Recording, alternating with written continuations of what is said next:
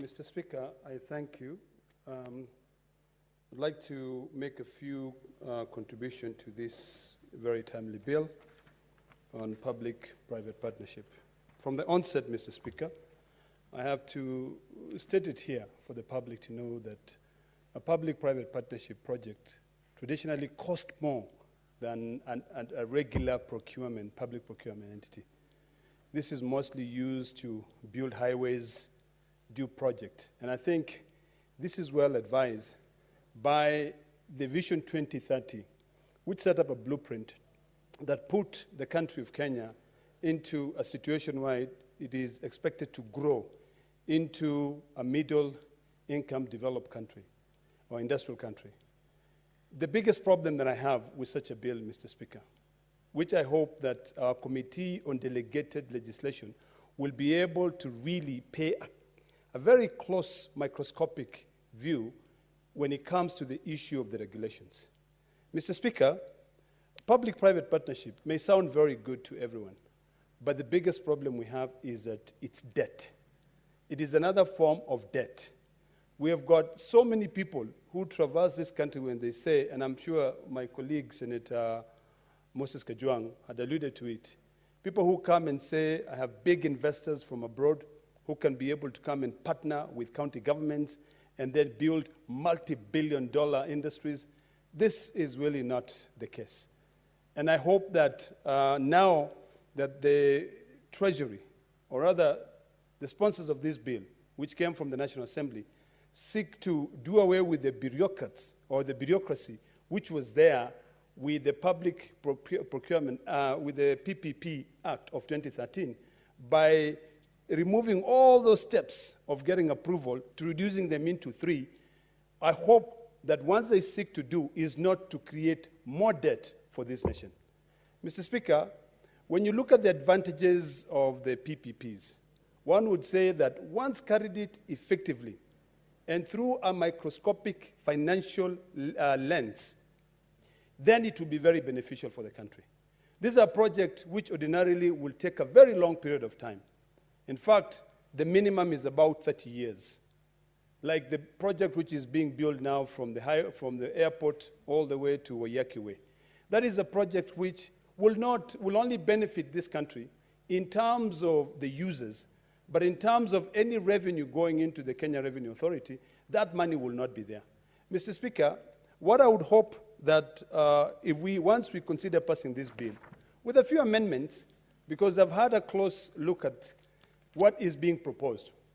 For instance, Mr. Speaker, the bill proposes to establish a directorate, and this directorate will also seek to establish a fund that will be funded by appropriation in aid, grants, donations.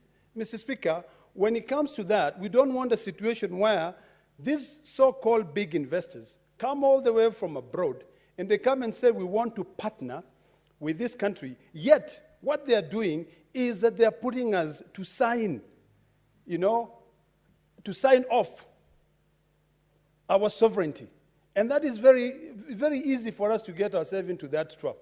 Because, Mr. Speaker, it is quite seldom that people actually read the fine detail of this public-private partnership. So I'd like to really encourage that as we are brought in this legislation, we need to think about the end game. It is very good from the onset. I would love that.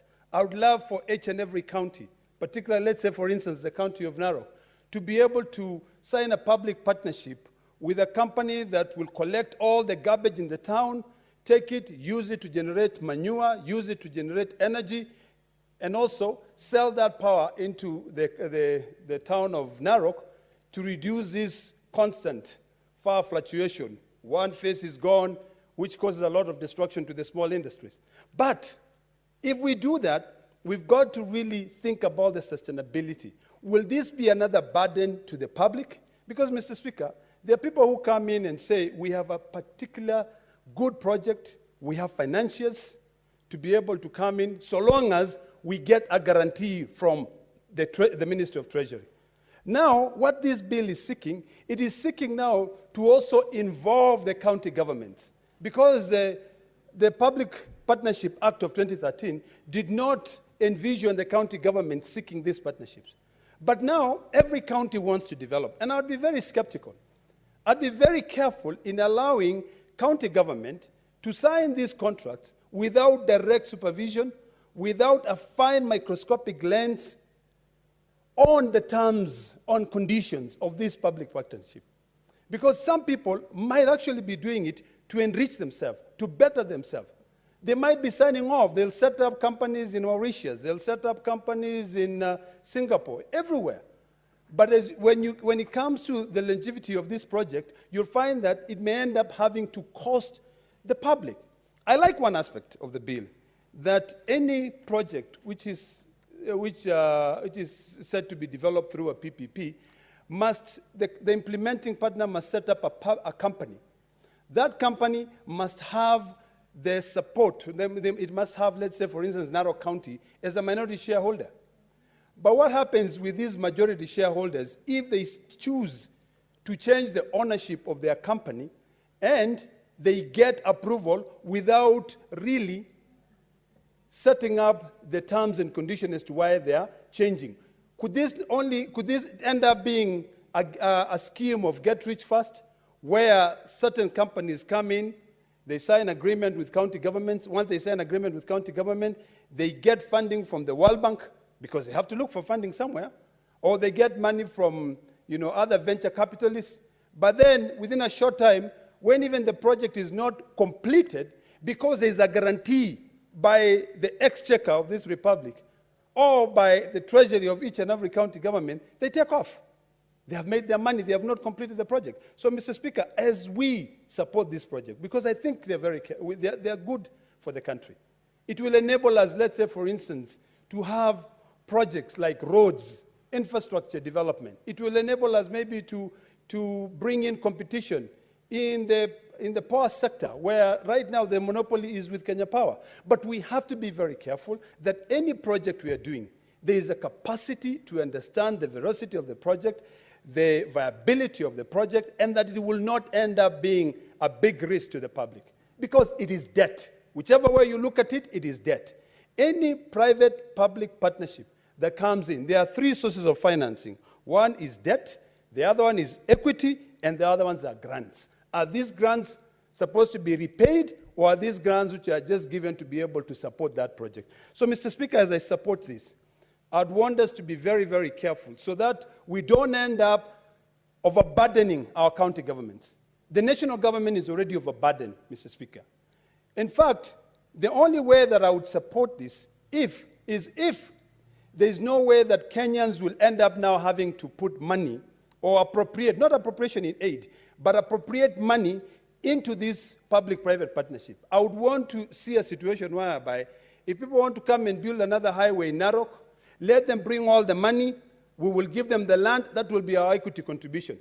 And this issue of becoming a minority shareholder should have actually be either a 50-50, because when you say that the locals, or rather the local governments or the partners should become minority shareholders if they're not putting in the money, you have to look at the long-term effect of this project, of this public-private partnership. Finally, Mr. Speaker, because I really wanted to be, just to highlight a few issues, I think it would be important for us to really enhance on the issue of local content. We don't want a situation whereby we have signed an agreement with a company from the UK, we have signed an agreement with a company from China, yet the construction of that road is done 100% by the Chinese. The construction materials are imported directly from China, Taiwan, or you name it.